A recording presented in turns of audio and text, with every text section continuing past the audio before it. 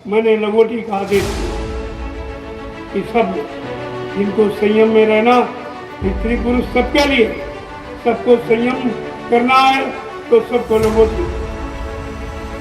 मैंने ये सब मना किया। हमारे आसपास से गिर रहने वालों मैंने कहा भाई थोड़ा ऐसा अपना स्वभाव रखो कि लोग तुमसे प्रेम।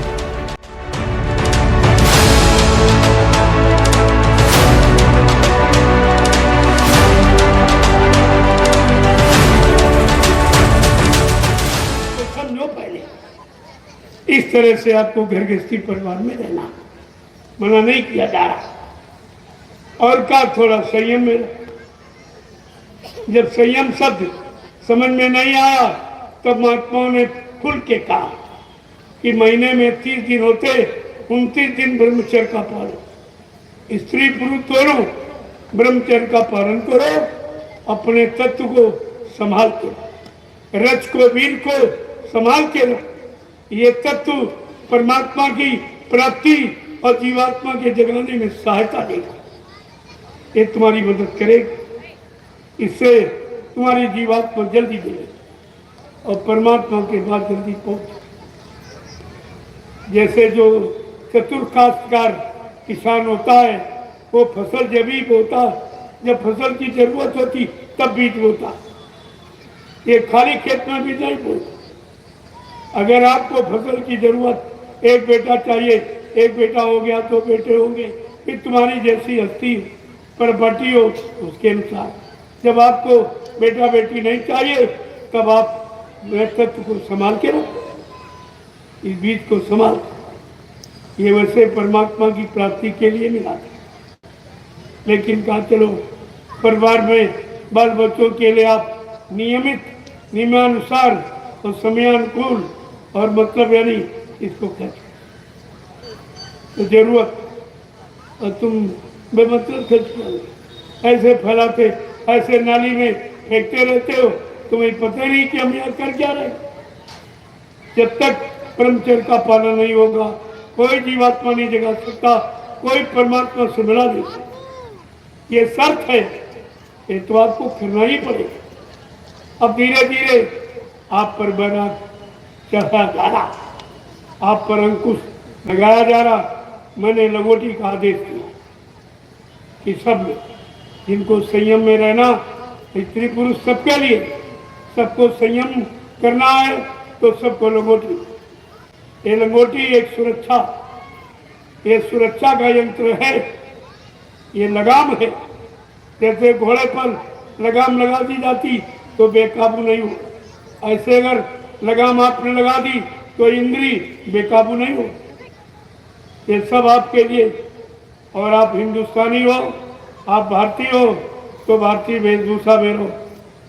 ये एंड पैंट पतलून ये अंग्रेजों का, ये आपका वस्त्र नहीं है, इसीलिए आप संयम नहीं रख पा रहे, क्योंकि अंग्रेजों विदेश में कोई संयम, विदेश में कोई नियम संयम को चाहिए। एक स्त्री जीवन में सैकड़ों पति करती और एक यानी मतलब पति सैकड़ों स्त्रियां करती। निष्कट पशुओं जैसा जीवन, केवल खाना पीना, मलमूत्र त्याग करना, हाल औलाद बच्चे पैदा करना, वहां दूसरा धर्म ही नहीं।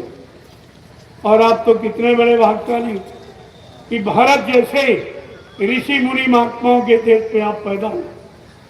यहाँ प्रकृति संयम में 4 महीना गर्मी बरसात जा, इसलिए हमें आपको अगर प्रकृति का लाभ लेना, प्रकृति से शक्ति प्रदान करनी है तो हमें आपको भी संयम में रहना पड़ेगा। बिना संयम के ना तो शरीर को सुरक्षित बना सकते हो, ना परिवार को, ना समाज। आप बिगड़ने का कारण केवल ये है। इसलिए मैंने कहा भजन करो और थोड़ा संयम, जब आपसे संयम नहीं हुआ तो उनका लगाम लगा दो, तो भाई इससे भी आपका काम बन जाएगा। आपको ध्यान रहेगा कि मैंने लंगोटी लगाई, किसने लगाई कि मैं संयम में रहने के, बुरा कर्म करने के लिए नहीं लगाई। आपका हमेशा ध्यान, इससे भी आपकी सुरक्षा हो सकती है।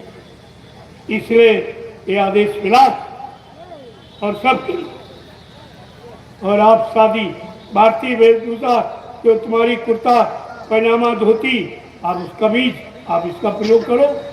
लेकिन पैंट पतलून तो तरह तरह की बीमारी पैदा करना। ये जो शरीर में खुजली, दाद और जैसी चर्म रोग, ऐसी कारण पैदा हो रहे, ये शरीर से जब लगा रहेगा तो इसमें शरीर के अनुकूल गुण नहीं है, ना हवा लगती ना प्रकाश, तो आपका शरीर कमजोर है, आपका संयम कमजोर है, आप जरा देर में गिर जाओगे, अपने मन को रोक नहीं पाओगे। इसलिए हमने ये बाहर में पहले आपको बैराग के लिए इशारा किया कि संत मत के प्रेमी, इन्हें संत मत की साधना करनी, जीवात्मा को जगाना, परमात्मा से मिलाना है, उनको भारतीय वेशभूषा में रहना। भारतीय वेश कपड़े पहनो, कुर्ता पैजामा है, बनियान है, मतलब यानी अंडरवियर है, और आपकी धोती है, लुंगी है, ये सबसे बढ़िया बात, एकदम बढ़िया पाक साफ और कॉटन रुई का, कपास के आपके शरीर से संबंध, शरीर से ये शरीर के गंदे पसीने तत्वों को सोख लेती अपने में और आपके शरीर को पाक साफ करती। ये रुई कॉटन में ये प्रभाव है, इसलिए आपके लिए इशारा किया गया। जय गुरुदेव। अब आपको भजन करना, अरे समझ लो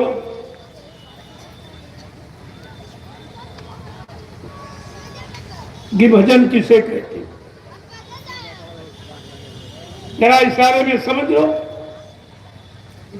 कि मन की तरंग मार दो, बस हो गया भजन, आदत बुरी संभाल लो, बस हो गया भजन। देखिए कितना कितना सरल है, आपको कुछ नहीं करना, नया कुछ नहीं करना है, जो पुरानी आदत मन की खराब हो गई बस उसी को मोड़ना है, रोकना।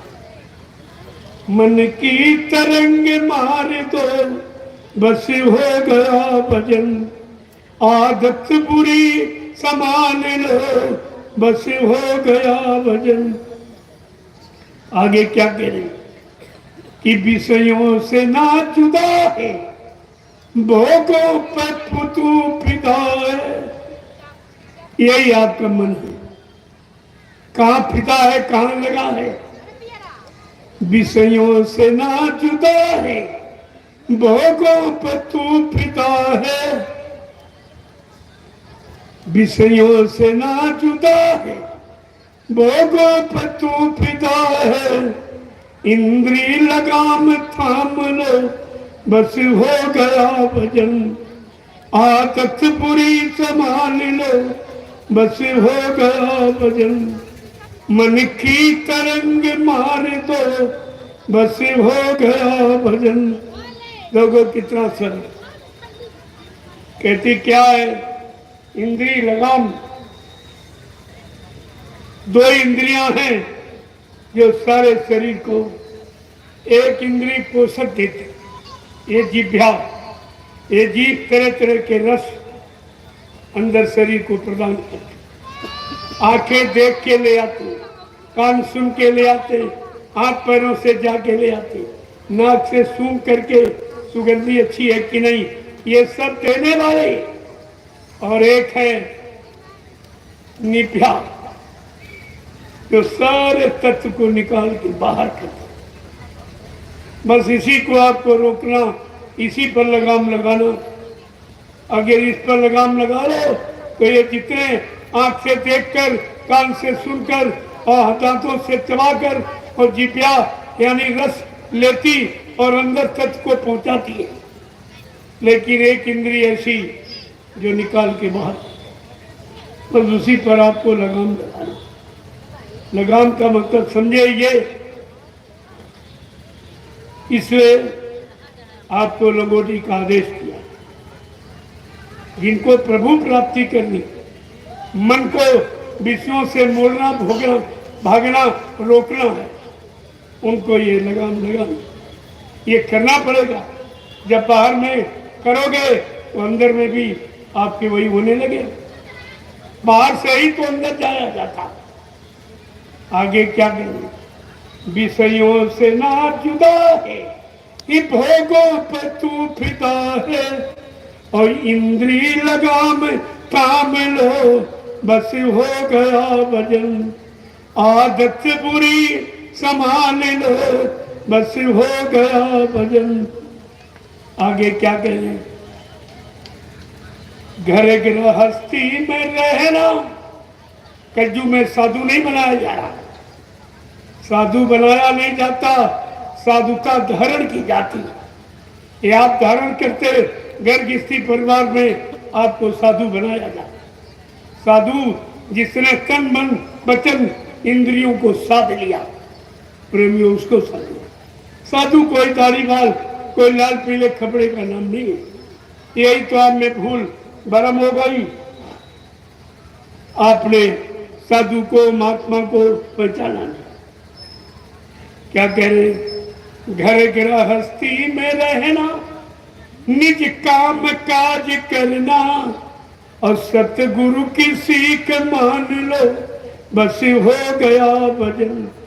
आदत बुरी संभाल लो, बस हो गया वजन। देखो कितनी बड़ी। आगे क्या कह रहे? मन चित्त राखो निर्मल। आप शरीर को धोते हो, कपड़े को धोते हो, साबुन लगाते हो, तरह तरह से सफाई रखते हो, लेकिन ये सफाई तुम्हारी जीवात्मा मन को सुधारने वाली नहीं है। इस सफाई से तो मन और खराब होता, मन में सेवा भाव समाप्त हो जाता। अगर पाक साफ कपड़े पहने हो तो सेवा में तुम्हारा मन नहीं लगे। कह रहे कपड़े मारे खराब, बताओ कपड़ों ने सेवा से रोक दिया, कपड़ों ने सेवा से अलग कर दिया। ये भी हानिकारक है, ये सब रोकने वाले।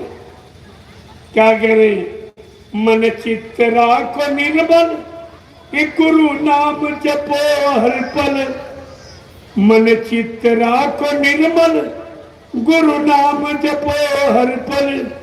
कहते गुरु जी धार लो, बस हो गया वजन।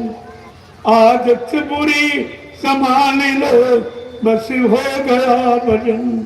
मन की तरंग मार दो, बस हो गया वजन। लगो कितना सरल, लेकिन वो सरल कैसे होगा? उसके लिए बाहर में आपको लगाम लगानी। किसके द्वारा नुकसान हो रहा है, जिसके द्वारा चरित्र खराब होता है, चरित्रहीनता, चरित्रहीन व्यभिचारी नाम से पुकारा जाता है, वो यही स्थान है। इसी से अगर रोक ले, अगर लंगोटी का सच्चा तो ब्रह्मचारी कहा जाता, और लंगोटी का बुरा तो व्यभिचारी कहा जाता, और कहीं से व्यभिचार नहीं होता। इसी को आपको कंट्रोल नियंत्रण में रखना है। बहुत सरल तरीका आपके लिए। अगर आप इतना भी नहीं कर सकते तो फिर परमात्मा प्राप्ति तुम्हारे लिए असंभव है। ये तो बहुत सरल है, ये नहीं कर सकते फिर मैंने ये सब मना किया। हमारे आसपास इर्द गिर्द रहने वालों मैंने कहा भाई थोड़ा ऐसा ऐसा अपना स्वभाव रखो कि लोग तुमसे प्रेम करें, तुम्हें देखकर संगत में जुड़ने लगे, गुरु की तरफ आने लगे। ऐसा काम है, ऐसा कोई काम नहीं करना, ऐसा कोई फैसला नहीं करना जिससे तुम्हारा मन खराब या तुमको देखकर औरों का मन खराब हो। तुमने तो डबल नुकसान कर दिया, ये डबल पाप है। अपना भी मन खराब किया और दूसरों का भी, ये डबल गुना पाप आपने कर डाला। इसलिए मैंने उसे कहा भाई, क्योंकि समय बालों का बड़ा, सारा समय बालों में, सारा खर्चा बालों में। पहले क्रीम लगाया, तेल लगाया, ये तेल, ये पाउडर, ये क्रीम, और फिर साबुन लेके धो के नाली में बहा दिया। ये कौन सी बुद्धिमानी है? पहले लगाने में पैसा खर्च, फिर उसको छुड़ाने में खर्च किया, और इन बालों में कोई फसल तो आने वाली है नहीं जो इतना खर्चा कर। मैंने कहा झंझट से दूर हो, तो उन्होंने अपने बाल काट दिए। झंझट खत्म, एक झंझट खत्म हुआ। ऐसे मन को विकृत करने वाले, मन को बिगाड़ने वाले, मन को बुरे कर्मों की तरफ ले जाने वाले, ये धीरे धीरे जब काम आप कम करते चले जाओगे, तुम्हारा मन ऐसे ही ऐसे ही। इतनी जल्दी बैराग नहीं आ सकता। ये बैराग बड़ा खतरनाक है। चढ़ता है तो सबको छोड़ देता, जब गिरता है तो नाली में गिरा देता, फिर आप उठ नहीं सकते। इसलिए तन की विरक्ति हानिकारक। अगर मन में विरक्ति नहीं तो तन की विरक्ति टिकाऊ नहीं। आज आप परेशान हो, गरीब हो, तो तुम्हारे में शादी आ गई, अब कल स्थिति बढ़िया हो गई, अब तुम्हारा मन कहेगा नहीं उधर जाना चाहिए, उधर करना चाहिए। ये तन की विरक्ति खतरनाक। मन को विरक्त, विरिक्त, विरिक्त का मतलब विकारों से रिक्त माने खाली। ये मन को विकारों से खाली करना ही सच्ची विरक्ति है। विरक्ति मतलब कोई बाल बढ़ाना, दाढ़ी बढ़ाना, कोई कपड़े रंगना, कोई ये चानी, कोई चंदन है, छापा तिलक, अंजन चंदन, ये विरक्ति नहीं है। ये तुम्हारी विरक्ति तुम्हारे लिए हानिकारक, ये टिकाऊ नहीं है। इसलिए मन से विरक्ति करो, मन को विरिक्त विकारों से खाली कर लो, आपकी विरक्ति लाभदायक हो जाए। जय गुरुदेव, जय गुरुदेव, जय गुरुदेव, जय गुरुदेव। नाम किसका? जय गुरुदेव। नाम किसका? प्रभु का प्यारा नाम।